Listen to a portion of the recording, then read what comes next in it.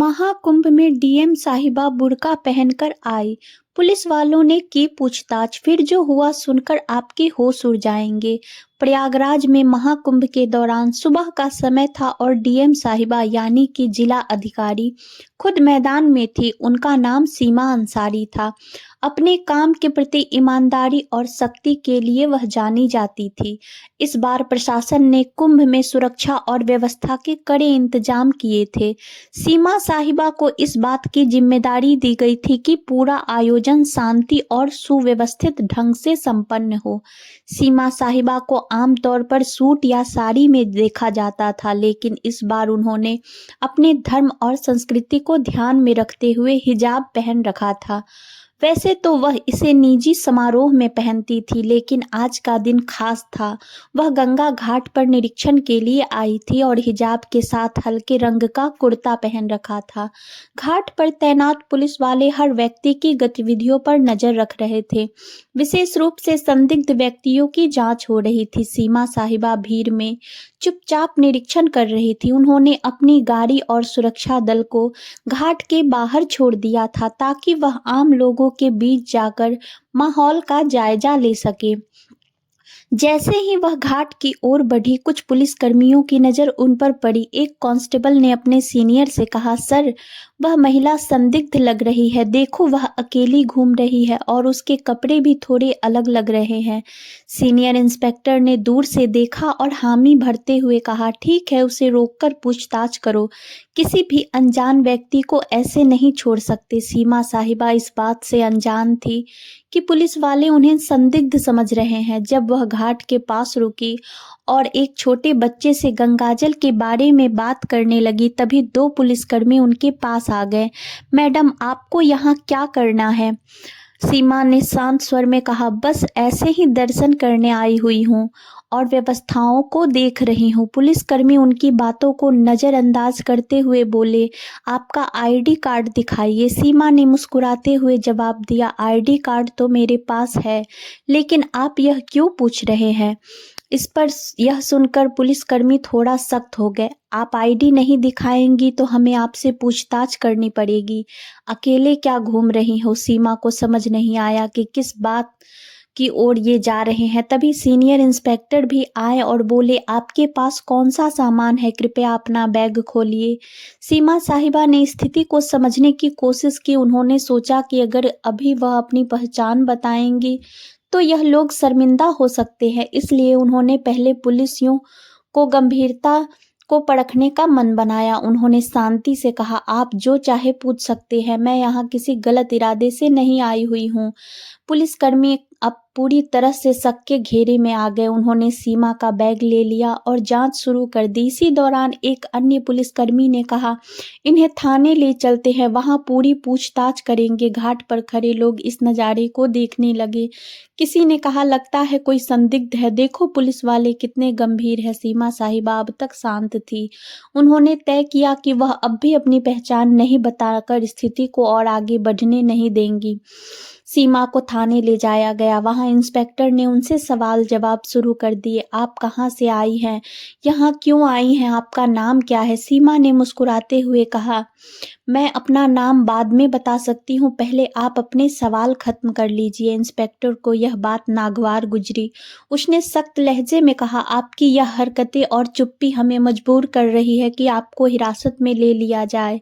अब तक सीमा ने चुपचाप सब कुछ सुना, लेकिन वह जानती थी कि इस कहानी का अंत उन्हें ही लिखना होगा। उनके चेहरे पर कोई घबराहट नहीं थी, बल्कि एक अलग ही आत्मविश्वास झलक रहा था।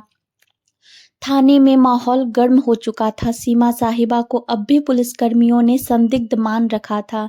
सीनियर इंस्पेक्टर ने बकायदा उन्हें एक कुर्सी पर बिठाया और आसपास के पुलिसकर्मियों को निर्देश दिया, इनसे सख्त से पूछताछ करो, जब तक पूरी जानकारी ना मिले इन्हें यहाँ से जाने मत देना। सीमा साहिबा को यह सब थोड़ा मजेदार लग रहा था। वह सोच रही थी कि पुलिस का यह कड़ा रवैया उनकी व्यवस्था का ही हिस्सा है और यह देखना उनके लिए किसी अनुभव से कम नहीं था। हालांकि यह बात भी समझ में आ रही थी कि अब समय आ गया है कि वह अपनी असली पहचान जाहिर करे। इंस्पेक्टर ने एक और सवाल किया, आपके पास महाकुंभ में घूमने की अनुमति है या नहीं?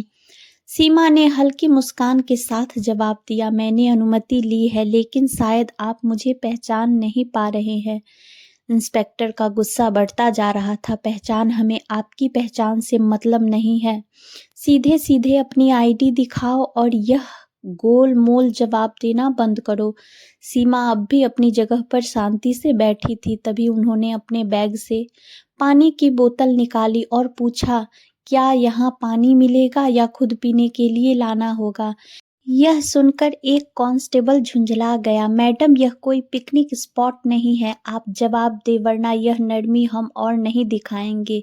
सीमा साहिबा ने आखिरकार कहा, अच्छा चलिए आपको अपनी पहचान बताती हूँ, लेकिन इसके बाद आप अपनी टीम को बताना कि पहले किसी के साथ ऐसा व्यवहार ना करे। यह सुनते ही इंस्पेक्टर को थोड़ा झटका लगा। उसने सीधा सवाल किया, कौन हो तुम और किस अधिकार से हमें दिखाने की बात कर रही हो? सीमा ने अपने बैग से अपना आईडी कार्ड निकाला और मेज पर रख दिया। उस कार्ड पर साफ लिखा था, सीमा अंसारी, जिला अधिकारी हरिद्वार। इंस्पेक्टर का चेहरा सफेद पड़ गया। वहां मौजूद अन्य पुलिसकर्मी भी एकदम चुप हो गए। कांस्टेबल, जो अभी तक सबसे ज्यादा बोल रहा था, धीरे धीरे पीछे खिसक गया। इंस्पेक्टर ने कार्ड उठाकर देखा और उसे बार बार पलटा। आप डीएम साहिबा हैं? सीमा ने शांतिपूर्वक कहा, जी हाँ, और मुझे लगता है अब आप समझ गए होंगे कि मैंने अपनी पहचान पहले क्यों नहीं बताई। मैं सिर्फ यह देखना चाहती थी कि आप लोग अपनी ड्यूटी कितनी ईमानदारी और सतर्कता से निभाते हैं। और मैं कहूँगी कि आप लोग बुरे नहीं हैं, क्योंकि सावधानी में भी थोड़ा संतुलन होना चाहिए।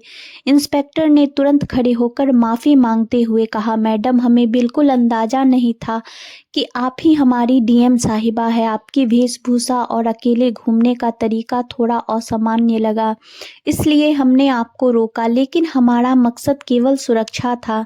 सीमा ने जवाब दिया, मुझे पता है आप सभी अपनी ड्यूटी कर रहे थे और मैं खुश हूँ कि आप चौक है, लेकिन ध्यान रखें कि अगर कोई महिला या आम नागरिक आए तो उनकी बातों को भी ध्यान से सुनें। हिजाब या किसी के कपड़ों के आधार पर अंदाज़ा लगाना हमेशा सही नहीं होता। इंस्पेक्टर ने तुरंत थाने के स्टाफ को निर्देश दिया, साहिबा के लिए चाय पानी लाओ और तुरंत उनकी गाड़ी मंगवा। सीमा ने मुस्कुराते हुए कहा, नहीं, इसकी ज़रूरत नहीं। मैं यह देखने आई थी कि हमारा प्रशासन कैसे काम कर रहा है और मुझे खुशी है कि आप लोग काम कर रहे हैं, लेकिन याद रखें, हर बार शक के बिना पर किसी को आतंकवादी या अपराधी मान लेना उचित नहीं है। यह बात सुनकर इंस्पेक्टर ने सिर झुका लिया। आपकी बात सही है मैडम, हमें इस पर काम करना होगा। सीमा ने हंसते हुए कहा, काम तो ठीक है, लेकिन अब मुझे मेरे काम पर वापस जाने दीजिए और अगली बार किसी से बात करने से पहले उसकी बात को ध्यान से सुनने की आदत डालिए। थाने से बाहर आते समय कुछ पुलिसकर्मी और कर्मचारी उनके साथ घाट तक गए। वहां मौजूद लोग अब भी उन्हें देख रहे थे। कुछ लोग कानाफूसी कर रहे थे कि यह महिला वही है जिसे पुलिस ने पकड़ा था। सीमा ने गाड़ी में बैठने से पहले पलटकर देखा और पुलिसकर्मियों से कहा, आप लोग अच्छा काम कर रहे हैं, लेकिन एक जिम्मेदार नागरिक से बात कर अपनी मानवता को भी बनाए रखें और अगर आप मुझसे सहमत हैं तो यह संदेश अपनी टीम तक पहुंचाएं। इंस्पेक्टर ने सिर झुकाकर हामी भरी, जरूर मैडम, यह हमारी तरफ से एक सीख रही। थाने की घटना के बाद सीमा साहिबा घाट पर वापस लौट आई। अब तक पुलिसकर्मियों और वहां मौजूद कर्मचारियों के चेहरे पर न केवल शर्मिंदगी बल्कि उनके लिए गहरी इज्जत भी साफ झलक रही थी। हालांकि सीमा ने इस घटना को ज़्यादा तूल नहीं दिया और अपने काम पर ध्यान केंद्रित किया।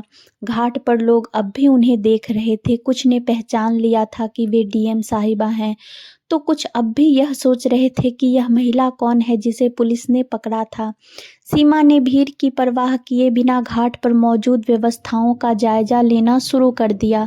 दोपहर तक यह घटना पूरे पुलिस महकमे में फैल चुकी थी, लेकिन एएसपी तक बात पहुंची और उन्होंने तुरंत थाने के इंस्पेक्टर को फ़ोन किया। इंस्पेक्टर साहब, यह क्या सुन रहा हूं? आप लोग डीएम मैडम को संदिग्ध समझकर पकड़ लाएं। इंस्पेक्टर ने हिचकते हुए जवाब दिया, सर, गलती हो गई, उनकी वेशभूषा और व्यवहार की वजह से शक हुआ, लेकिन मैडम ने हमें समझाया और हमें अपनी गलती का एहसास कराया। एसपी ने कड़े लहजे में कहा, सावधान, ठीक है, लेकिन अगली बार ऐसा कुछ हुआ तो उसका अंजाम भुगतने के लिए तैयार रहना। अब तुरंत अपने स्टाफ को इस मामले पर संवेदनशीलता से काम करने की ट्रेनिंग दो। इंस्पेक्टर ने हामी भरी और ठान लिया कि अब से वह और उसकी टीम हर संदिग्ध को इंसानियत के साथ ट्रीट करेंगे। इस घटना के कुछ दिनों बाद सीमा साहिबा ने प्रशासनिक कर्मचारियों और पुलिस बल के लिए एक छोटी बैठक बुलाई। इसमें उन्होंने सीधे शब्दों में कहा, मुझे आप सब पर गर्व है कि आप लोग कुंभ जैसे बड़े आयोजन को संभाल रहे हैं, लेकिन मैं आपसे एक बात कहना चाहती हूँ, कानून के पालन के साथ साथ हमें अपनी मानवता भी बनाए रखनी होगी। हर व्यक्ति पर शक करना जरूरी नहीं है। जो लोग अलग दिखते हैं वे गलत नहीं होते। उनका सम्मान करें, उनकी बात सुने। उनके शब्दों से वहां मौजूद सभी को झकझोर कर रख दिया। इंस्पेक्टर ने सबके सामने माफी मांगते हुए कहा, मैडम, आपकी बात ने हमें बहुत बड़ा सबक सिखाया है। हम वादा करते हैं कि आगे से ऐसा कोई मामला नहीं होगा जहां किसी को बिना वजह परेशान किया जाए। यह घटना मीडिया तक भी पहुंच गई, हालांकि सीमा ने इसे सार्वजनिक रूप से उजागर करने से मना कर दिया। उन्होंने कहा, यह घटना व्यक्तिगत है। अगर आपको वीडियो पसंद आई हो तो चैनल को लाइक और सब्सक्राइब जरूर करें। जय श्री राम।